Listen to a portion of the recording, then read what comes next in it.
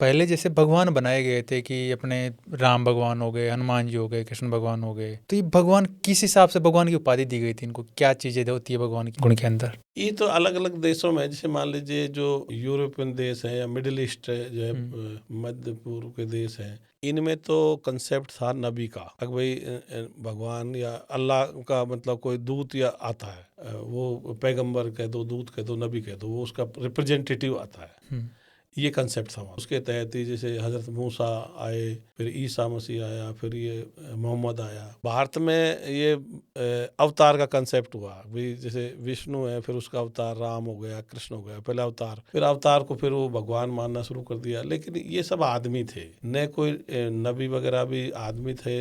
भगवान जिसको कहते हैं ये भी आदमी थे, अवतार कहते हैं ये भी आदमी थे।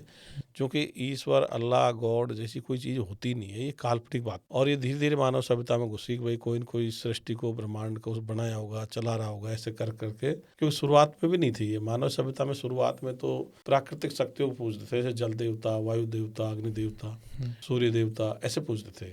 फिर इब्राहिम था या अब्राहम था, उसने कहा नहीं नहीं, इनके पीछे कोई एक शक्ति है। उसने कल्पना करके दी, और उसी कल्पना को लोग बागों ने सोचा ये बड़ी कल्पना लाया है। अब भाई वो फिर उसका मूसा ने उसको नाम दिया था यहोवा। हुँ, फिर ईसा ने उसको नाम दे दिया था गॉड। हुँ, फिर मोहम्मद ने उसको अल्लाह नाम दे दिया। फिर नानक ने उसको वाहे गुरु दे दिया। कबीर ने उसको सतगुरु कह दिया। तो ये कल्पना है।